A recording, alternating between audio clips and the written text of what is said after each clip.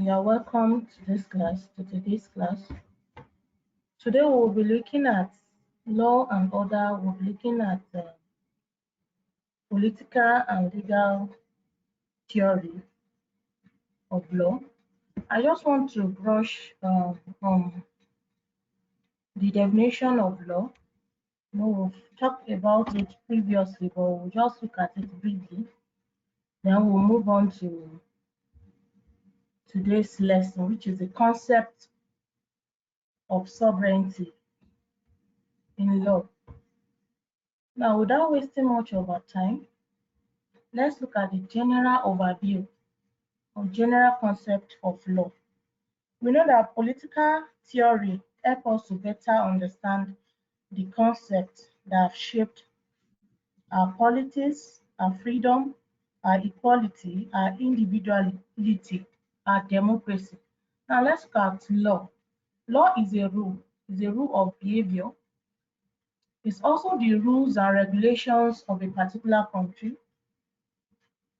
The rules, usually made by legislative arm of government, which order the way persons, bodies, and society should behave, or is the whole system of rules of a country. Apart from the above meaning, law has no single definition, and is subject to authority, is subject to from criticism, and there are as many definitions as possible. Law can also be defined as an official do about dispute. It also deals with the rule of action which is prescribed by a superior or by a body to an inferior bound to obey. A law also regulates how persons individual is a code of conduct for every individual. Let's look at the nature of law. The nature of law has many features or attributes, which includes the collection of rules, remedies, sanctions, as the case may be. Law is also a collection of do's and don'ts or norms. Law prescribes what a person should do or not do. Law is usually made by legislature, that is parliament, or by a delegated legislator or a lawmaker, according to the system of government or according to the legal system that is put in place in a given country. Law also can be codified, that is written at the instant of or at the present of a lawmaker, especially where it is made by the parliament also, and so forth. However, law from custom are mostly unwritten, and today they exist either partially written or wholly written or unwritten, and in the form of judicial precedents. Law exists in various aspects, especially political or economic occasion. Law is a fundamental given that regulates all aspects of human life, all aspects of our lives, our activities. Law is also a reflection of a moral state or condition of a society. Law may be logical. It is neither necessarily based on logic nor with logic. It has to do with the rules of law, and judicial decision may necessarily not be logical. So let's look at these are the features of law. The features of law. You can screenshot it to have a copy of it. The features of law. Let's come to the functions of law. Whether spiritual or natural or human, is a necessity for orderly, right, and good life in every aspect of life in the society. The roles of law to society, they are numerous. They act as a code of conduct for every individual, a rule of action to ensure that persons, bodies, society live orderly and peaceful lives It's, it is also a means of resolving a dispute peacefully. It administrates justice through the court system. So law specifies the structure, the framework, and also the order for all aspects of life and society, whether it be the structure of government, businesses, and so forth. In general, law is the do or don't of life, which has to do with every aspect of an individual or a body and a society life. It creates law enforcement agency, institution, administration of justice, panel and correctional institutions and facilities. It also grants remedies and justice to those who have been wronged. So all these are the functions of law. The first one is it acts as a code of conduct, is a means of resolving disputes peacefully through the court system. It also specifies the structure, framework, and the order for all aspects of life. The law acts as an instrument for regulating society. It creates law enforcement agencies. It also grants remedies for wrong justice. Now let's look at the concepts and objectives of law.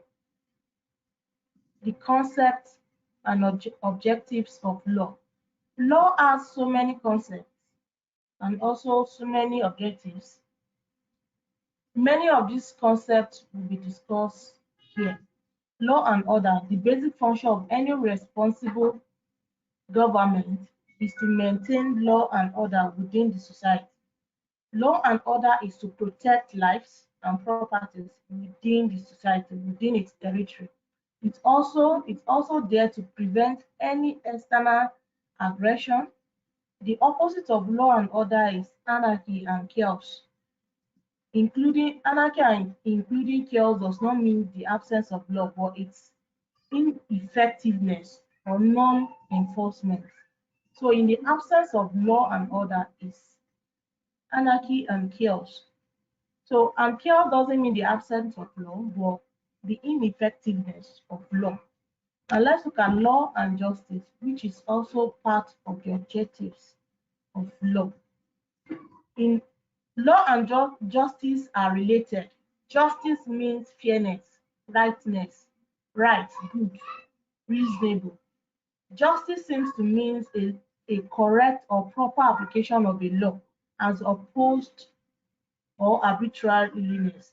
The purpose of law, courts, and legal system is to do justice. So law is not justice, but it seeks to attain justice. Justice.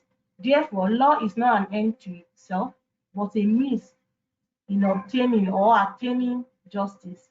It would be wrong to assume that the concept of justice means the same thing to everybody at all times. The word justice entails different things to an employer and also to an employee, to the leaders and also to the followers, to the rich as well as the poor. Many factors contribute to the shaping of one's conception of law, of justice, which including but not limited to home background, religious belief, educational qualification, socio-political affiliations, personal idiosyncrasies. Thus, the issue is further given that the society cannot devise rules of law that will fully satisfy the often competing and conflicting demands of everyone at all times. So the nature of justice depends on individual background, it depends on individual beliefs and religions, it depends on educational qualification, that's the level of your level of qualification of education. It also depends on social political affiliation, affiliations. Now let's go to law and freedom. From what we will discuss in law and justice, law it helps in obtaining justice. It helps in attaining justice. It's not an end to itself. So you can't say law is justice. It's just a means in attaining justice. Let's look at law and freedom. Law recognizes freedoms of individuals in the state. It attempts to control the exercise of that freedom in a way that will advance the interests and objectives of the individuals and the state. So, freedom can be classified into economic, political, social, cultural, religious, including intellectual, and so on. So the promotion and protection of this freedom are fundamental to the normal existence of a man. But without the control of the freedom through the application of law, there may be a situation of chaos. The pertinent question remains, to what degree should the society attempt to restrict the individual freedom? The answer to some extent depend on the nature of the social political structure of the state and its economic policy.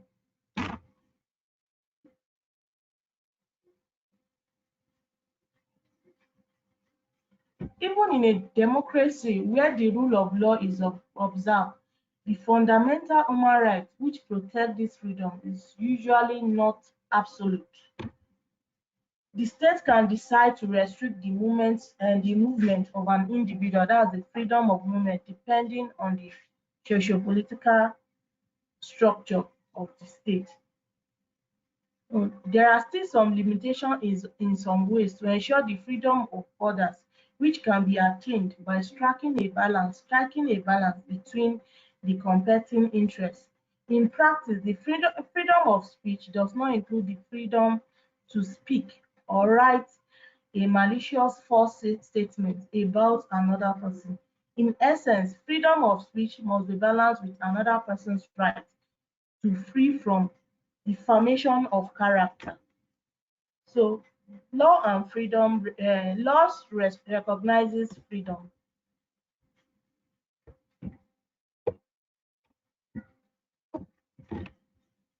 of an individual within the state, and the freedom of speech does not include the freedom to write or to speak a malicious false statement about an individual, or the right to damage the character or image of a person. Let's look at law and state. A state is a political entity conferred with certain rights and duties under the law. As an artificial entity created by law, a state must act through some human agents. The structure through which the human agents act is called the government. Government provides the apparatus for the administration of the state. It is also a channel through which the general policy guidelines of the state are attained. There are three organs of government, namely the legislature, the executive, and the judiciary. We've explained all this in our previous class. So it is the law that defines the degree of the power of each arm of government, including to regulate their interrelationship with one another. So the process of emergence, composition, and functioning of different organs of government may differ from one country to the other. The process of or the functions of legislature, the executive, and the judiciary differs from one country to the other. Let's look at law and legitimacy. Legitimacy means lawfulness. Before now, legitimacy was majorly premised on leadership qualities of a particular leader, but gradually it has turned into a matter of legal issues. Currently, legitimacy does not lie on legality alone, but it also based on a rule of law that accepts both by those who administer the system and by the population generally. So the citizen must accept their leaders have been given the mandate to rule from the population before the government is considered legitimate to be legitimate. So legitimacy means lawfulness. That is, the people must be able to believe or to accept their leader have been given a mandate to rule the population. So if the citizen did not accept the leader, that means his power is illegitimate. So let's look at law and sovereignty.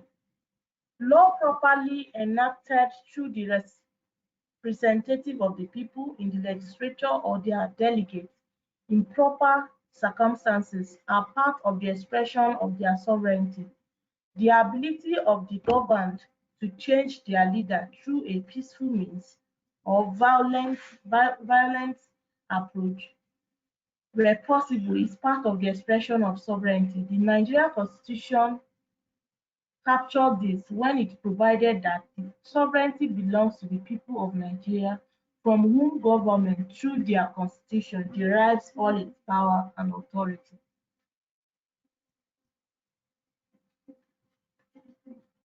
The law is properly enacted through representative of the people, that's in the legislature or delegate.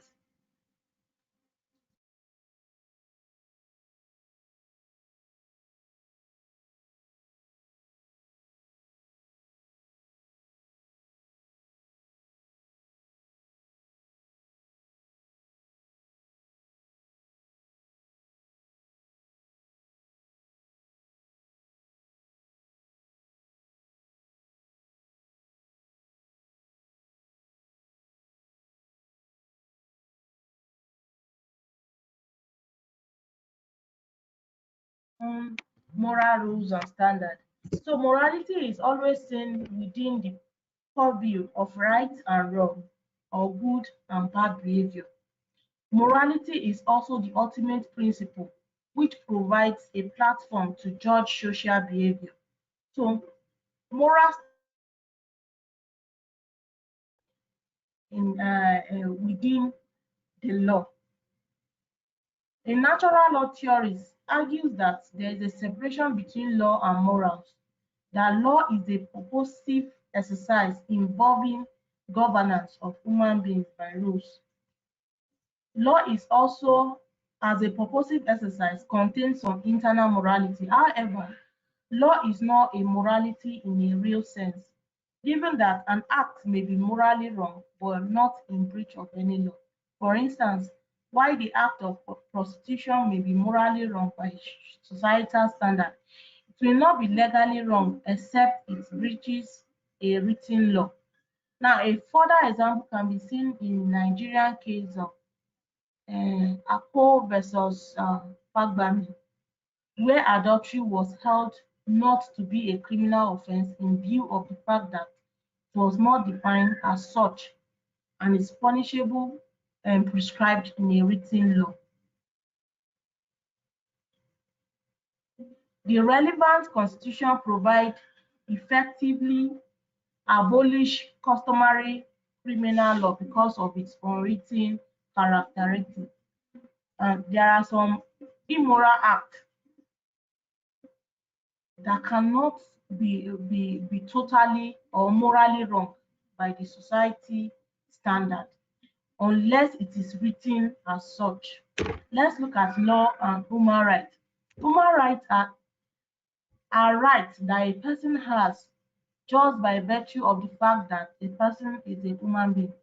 Human rights are the most fundamental and important aspect of rights. In other words, they are basic rights of human beings: right to life, freedom of movement, freedom of association and assembly. So all these rights are not absolute, as they may be derogated by enacted law, which is considered reasonable for democracy and to ensure proper public order and security. Let's look at democracy. This concept literally means the rule of people. That is a system of government which the citizens exercise power directly or elect representatives from among the people. It's also the rule where the majority have their way, while also permit the minority to have their say also. Democracy or democracy means the rules of people. Now let's look at the constitution. It's a body of documents which provides how a particular set of people, group or country is to be governed. Constitution is a document that provides how a country can be governed. Let's look at constitutionalism. It's a body of rule that states that the law is determined by the constitution. This rule provides that the government's authority is determined or determined by the body of laws or constitution. The essence of the concept is to protect the people from the government.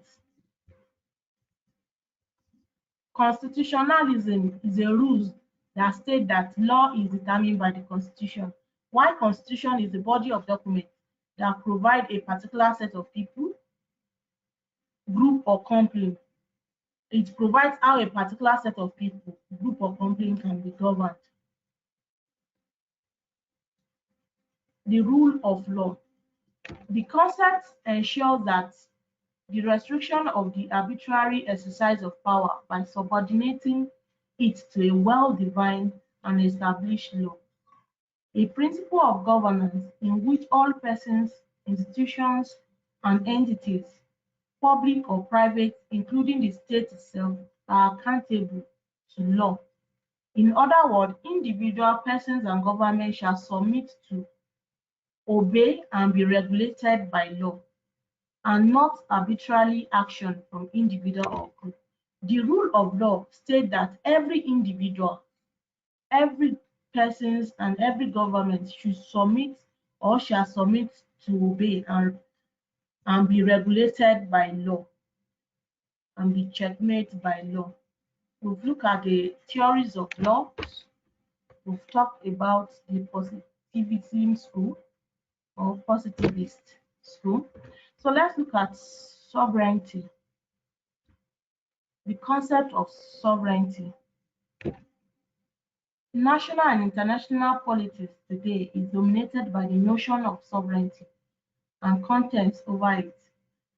Sovereignty, according to its defendants, both in theory and practice, aims at establishing order and clarity in what they describe as a turbulent and incoherent world. The term sovereignty is derived from the Latin word "sovereignus", meaning supreme or paramount. Thus, the etymological meaning of sovereignty is the supreme power of the state. The idea of sovereignty entails that there is a political authority in a community, and it has been entrusted with undisputed legal rights to determine the framework of rules and regulations in a given territory to govern the members of that community. Sovereignty means supreme or paramount, that is, supreme power of the state. So the exercise of supreme power by the state is commonly called sovereignty, and states are therefore described as sovereign. The use of the word sovereignty is a technical term in political science dated from 1576 AD. The sovereign state system in Europe emerged as a response to specific historical circumstances. Thus, the church in Europe was beginning to lose control over the state and the societal structures, since they were moving in a secular direction for a variety of reasons. So the main component of the new cultural and political milieu, of which the idea of sovereignty is a product, are mentioned under. That is, expanding avenues of trade, new forms of manufacturing industry, new development in arts, culture, philosophy, and of course, systematic expansion of scientific and technological base, accompanied by a challenge of doctrine, that's religion. All these are the components of the new cultural and political milieu of sovereignty. So sovereignty has to do with, it comes in place when there is expanding or expansion in trade, new form of manufacturing industry, when the group of people or the government lose the total power, the supreme power over the activities of a society.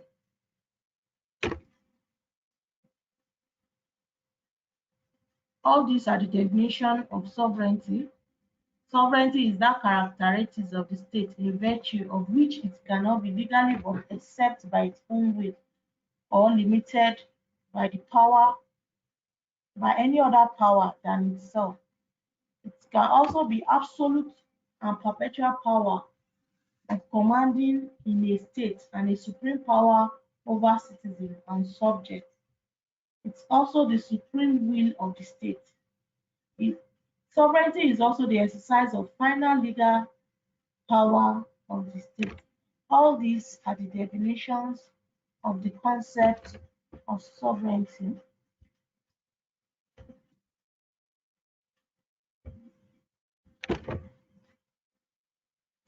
Let's move on.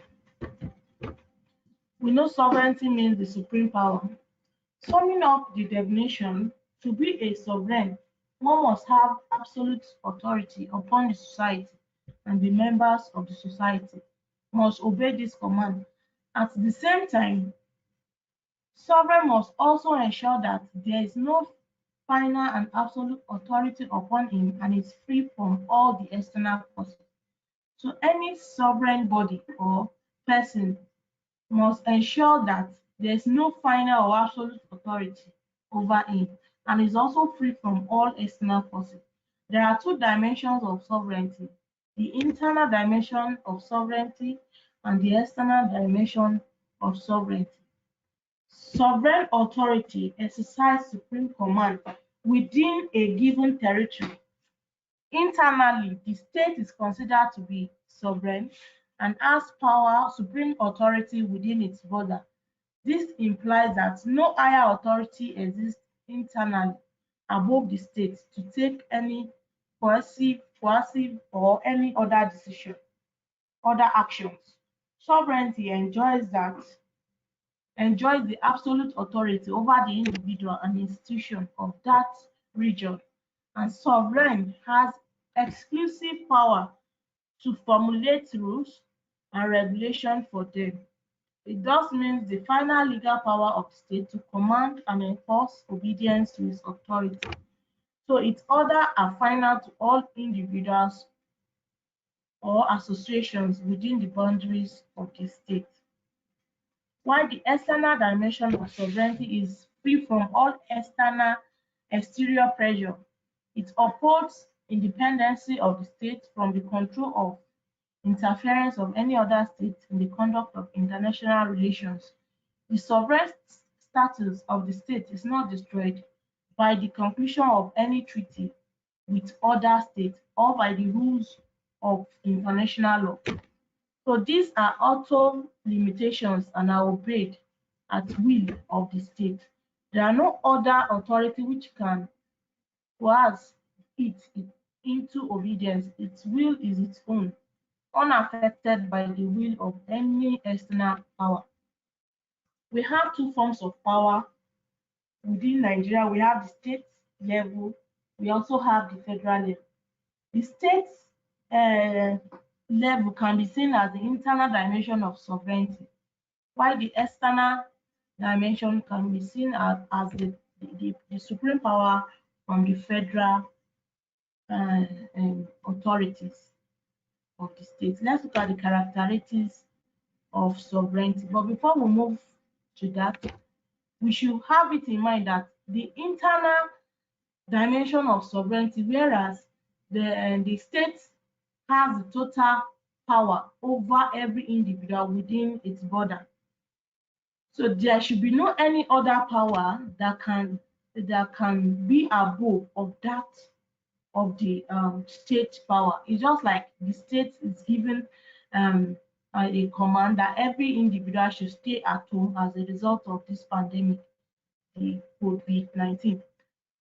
And another power within the state cannot come out to say otherwise, because the internal power of the state is the overall power within the state. It's only the external dimension of sovereignty, which is the federal level, that can influence the power within the state. Let's look at the characteristics of sovereignty. Absoluteness, permanency, individ- indivisibility. That is, the sovereign authority is supreme and absolute both in internal as well as external arena. It is unlimited and subject to no legal limitations. It implies absence of any restraint on its authority, either from within or outside. While permanency means that the sovereign is permanent features of the state. As long as the state maintains its independence, sovereignty lasts. The two are inseparable. Government may be formed or dissolved according to the established procedure, but the continuity of the state will not be affected by such changes. It does not ease with the death or temporary disposition of particular bearers or reorganization of the state, but shifts immediately to a new bearer as the center of gravity shifts from one part of a physical body to another when it undergoes external change. Permanency: the sovereign power within the state is permanent, irrespective of the current government within the state. The government may be changed, it may be dissolved, it may be reformed, but the power will automatically be shifted to a new bearer. So that means the sovereign power, the sovereignty within the state is permanent. The power within the state to control its people is there, is always there. Indivisibility, that is, sovereignty cannot be divided between different sets of individuals or groups. In every state, sovereignty is vested in a single body. The individual or the division of sovereignty means the destruction of sovereignty. The notion of a divided, fragmented, relative sovereignty is a negation of sovereignty. Here it should be pluralists have a different notion of sovereignty. So any sovereign that is divided is not is a means to destruction of that sovereignty. So a sovereign power is deposited into a single body. It's vested on a single body. So it cannot be divided or it cannot be vested into two or more bodies. Universality. That means that sovereignty extends to all individuals, groups, areas, and things within its territory. Sovereignty is all-comprehensive in its nature. A sovereign state does not recognize the existence of any rival within its jurisdiction. Neither any person or any organization can affect the sovereignty of the state within exception to the universality of sovereignty is the external territory jurisdiction allowed to embezzles. But here it must be remembered that the state grants immunity or extra territoriality territoriality to the officials of the external jurisdiction, including the envoys, including ambassadors, UN officials, foreign head of state, or any form of power. Here is telling us that the power of the sovereignty extends to any individual, groups, territory. So everybody within a specific territory is subject to the sovereignty of that territory. Let's look at the inalienability. That sovereign cannot be alienated from the state. Can a tree can alienate itself to sprout, or a man can transfer his life and personality without self-destruction. That is, a sovereign body cannot remove itself from the state.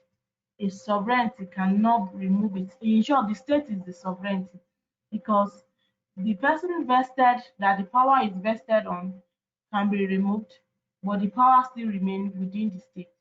So sovereignty cannot no more be alienated than a tree?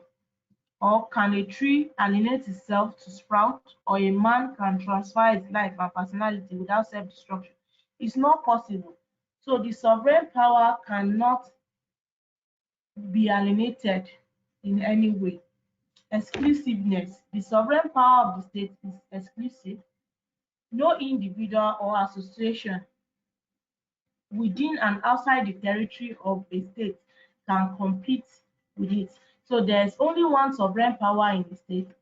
It alone is legally competent to command the obedience of its inhabitants.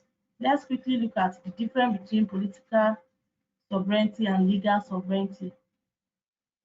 Political sovereignty and legal sovereignty. The classification of the sovereignty into legal and political is applicable in the case of modern indirect or representative democracy. Here, people elect representatives to run government on their behalf, while elected representatives constitute legal sovereignty, since they have supreme power to make and enforce law. So if this representative fail to perform satisfactorily, they can be removed from office in next election. Thus, people sanction authority of legal sovereignty and are therefore actual force behind legal sovereignty, and they constitute ultimate political sovereignty. The legal sovereignty uh, of the modern or democracy, they elect representatives to run the government on their behalf.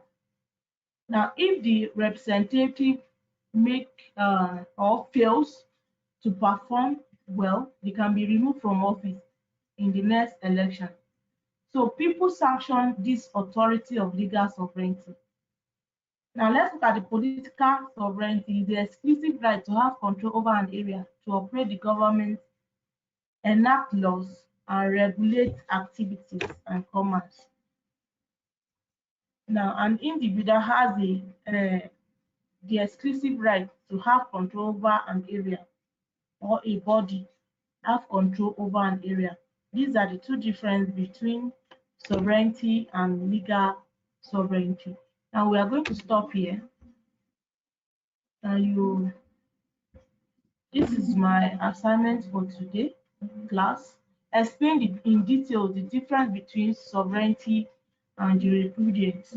You write it in details, you attach it and send it to my email as a file, stating your name, your department, your center in full, and the title of the course. That's the course title in full. We'll be meeting in our next class by next week. So have a nice day.